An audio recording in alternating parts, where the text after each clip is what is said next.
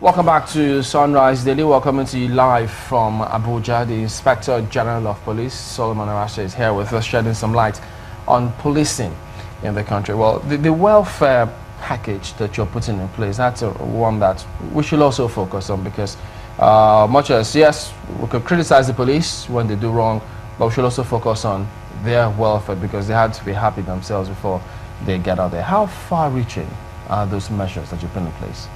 Well, it's been well thought out, you know, and I deliberately targeted those group of people that create the negatives about us, which are the inspectors and rank and file, as I mentioned earlier. They are the guys who are on the streets, patrolling the street. They are the guys who you meet at the charge room. They are the guys who obtain statements, at various police stations. And we've not been able to really take a look at this group of people and say, what are their needs? Everybody, in terms of hierarchy of needs, what are the needs of this group of officers? What can we do for them that we can now have the moral latitude to go against them whenever whenever they engage in unprofessional conduct? It's not just enough for me to proceed against them whenever they err. What have I done for them? So the first thing I thought about was that every inspector or rank and file, can they be entitled to at least a 2-bedroom apartment, wherever they want to retire to when they are living 35 years or 60 years, as the case may be. And I think it's achievable. We have a cooperative society. We have a micro mortgage finance. So we can, early in their career, we can assist them to acquire these houses in as far as they are reasonable. They are not more than 5 million. And they start paying maybe about their deductions, from their salary, through their cooperative society is not more than 10,000 or something a month. These are things they will not feel, but in the end, when they are exiting from the force, they should be able to say we have something. Then, if you engage in a professional misconduct, then it means that you will not have access to that welfare scheme. So I use it as a bait to hold them to good conduct.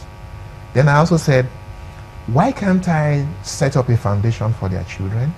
Who says that the child of an inspector or a rank and file, with the right environment, education, push, cannot rise to become an inspector general of police? So I instituted, a foundation for them and said, this group of people, I'm going to restrict it to the inspectors and rank and file children, and those of our colleagues too, those are inspectors and rank and file who have died, fighting crime.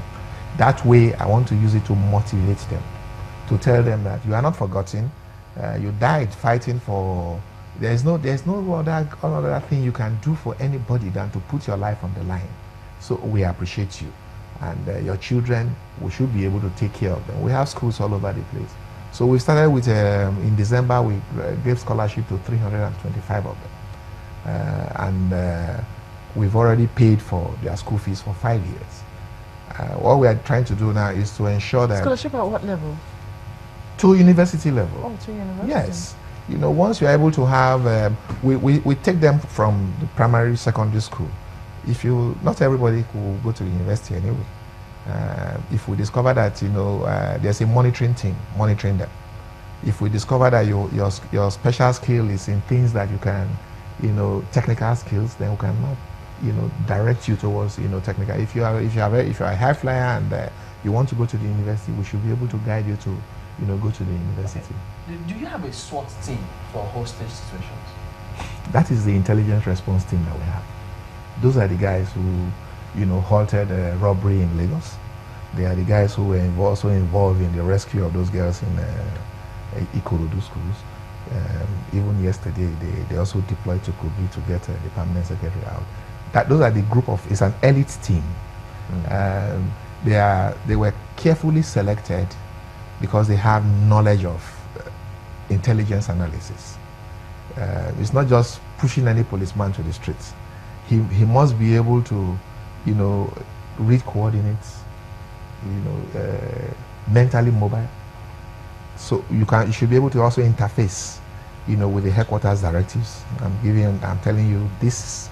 Why can't you do that? Why can't you do that? And it's intelligent enough to use those intelligence that I have, to direct the operation. We'll call them the elite team. It's an elite team. I'm excited that you're putting some meaning to all of this, because initially I said to myself, maybe the office of the IG must be selfish, because sometimes when we get some of those hard, crimes to crack, we send such teams, and within the space of maybe 48 hours, they're giving you results. We saw that they did that in terms of kidnappings and cultist activities in Edo State, in Imo State, kidnappings and so many other places, and even Edo State. And I said, why will they have a team called the IG's team? And these are crack men who can actually do things like this. Now you say they are a SWAT, like an elitist. Yes, especially, yes. They have some kind of special training? Yes. And what I'm trying to do now is, I brought in some officers from the United Kingdom, from the kidnapping office in the United Kingdom, to come and train them. So what we are trying to do now is to now get, I think they are starting the training this week in Abuja, get the officers who are heading those various, departments in all the state command, and start a retraining program for them on how to handle, these serious crimes. It's difficult. It's also the cost implication of setting up such a thing is always very, very, because you require a lot of sufficient training, you require equipment, so it's a man-material thing. Putting those things together could be very, very, I'm just wondering though. So but kidnapping is, I don't know, it's getting rather rife these days. What do you think is, giving the kidnappers the impetus? Is it that the deterrent is not enough? Okay, I don't know what statistics you have, but for this year, we had about 358 kidnap cases. We arrested 106 of the kidnappers and successfully rescued the people. You will also want to ask me, Maokwe, that why is armed robbery, on the decrease? And kidnapping on the rise? Kidnapping on the rise. They are current trends of criminal gangs. They've suddenly discovered that robbery or robbing banks is becoming very, very dangerous and risky.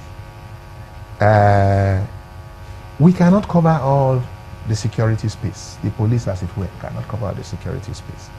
Even if we try, if you look at the square meters of Nigeria, then you look at it against the number of police officers that we have, we cannot be everywhere. I have deployed, when I dismantled the roadblock and then placed the safer highways, I started with 600. I have, through the intervention of the president, I have upped it again to 800. But still, that 800 is just the tip of the iceberg. So if you look at all the major highways in the country, how many vehicles am I supposed to deploy that will act as a psychological reassurance to members of the public that the public space is safe? So now these people, they just take soft targets, and sometimes we also have connivance of people within. We have a case now in where is that? Enugu or somewhere, where somebody from the household stage manage this thing to get money from their relation outside the country. Well, Ajo, we need to go for a quick one. Are we still investigating the late Bola matter? Well, there are no fresh evidence to reopen the case for now.